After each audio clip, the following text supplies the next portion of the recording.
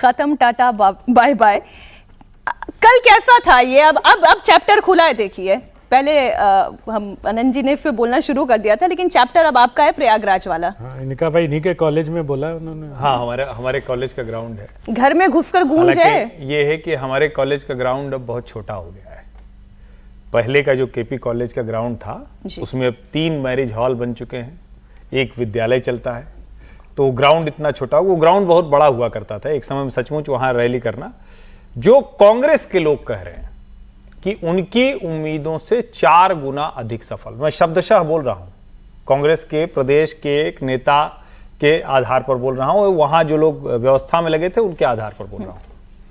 वो कह रहे हैं बहुत अच्छा कार्यक्रम हुआ, और चूंकि ये दिखा इसलिए नहीं क्योंकि शहर में लोग पूछ रहे हैं, हमने शहर के लोगों से बात की तो लोग कह रहे हैं कहीं तो दिखा नहीं, इतनी भीड़ होती तो शहरवा भी तो कुछ नजर आता।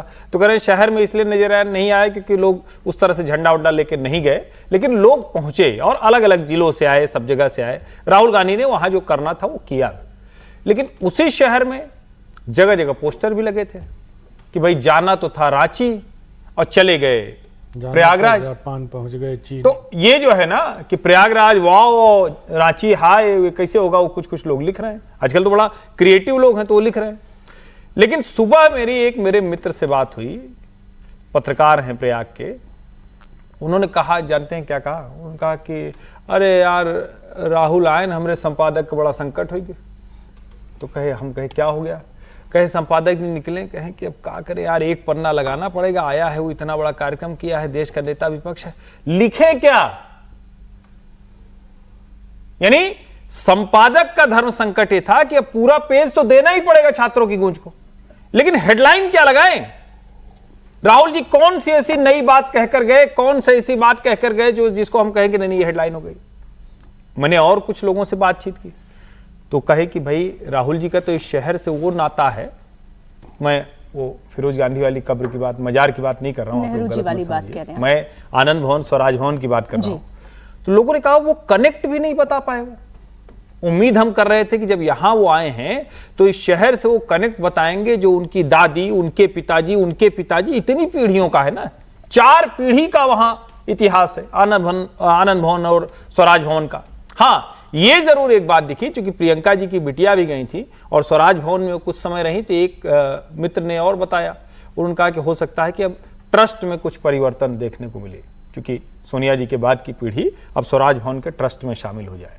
तो ये सारी बातें चली, लेकिन इसमें इतनी बात में किसी ने नहीं कहा कि इससे छात्रों को कोई भला होगा। मैं असली बात यहां कह रहा हूं, किसी ने भी, मैंने ढेर सारे लोगों से बात की, किसी ने, कांग्रेस के लिए उनकी उम्मीद से 4 गुना सफल, शहर के लोगों के लिए राहुल गांधी क्या कहने आए थे, क्या करके गए, कोई कनेक्ट नहीं।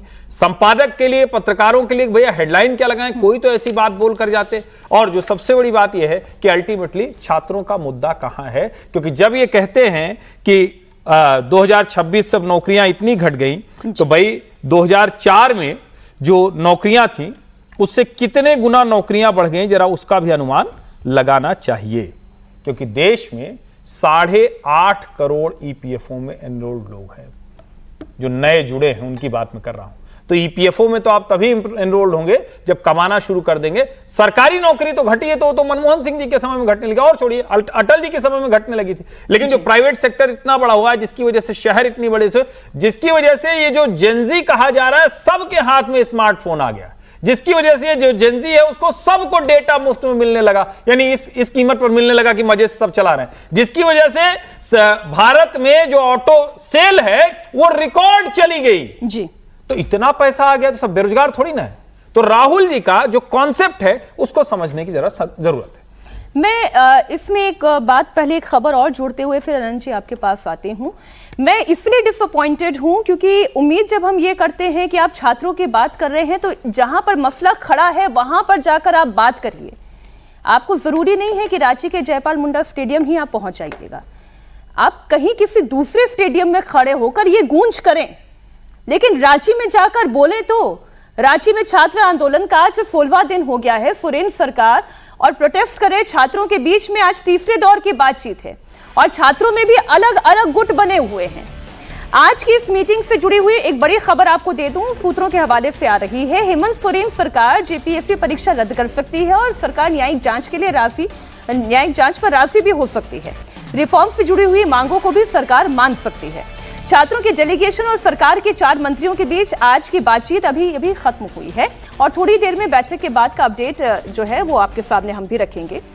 सरकार से कल देवेंद्र महतो गुट का डेलीगेशन भी मिला था और अब तक 2 राउंड की बातचीत बेनतीजा रही है।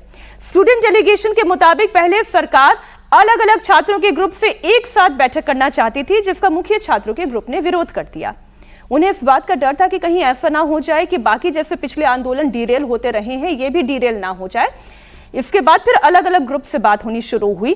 सरकार ने सिर्फ जेएसएससी रिफॉर्म मंच के छात्रों को बैठक के लिए बुलाया। छात्रों का आंदोलन आज 16वें दिन पर है। छात्र रांची के स्टेडियम में अभी भी बैठे हुए हैं। भूख हड़ताल अब भी जारी है।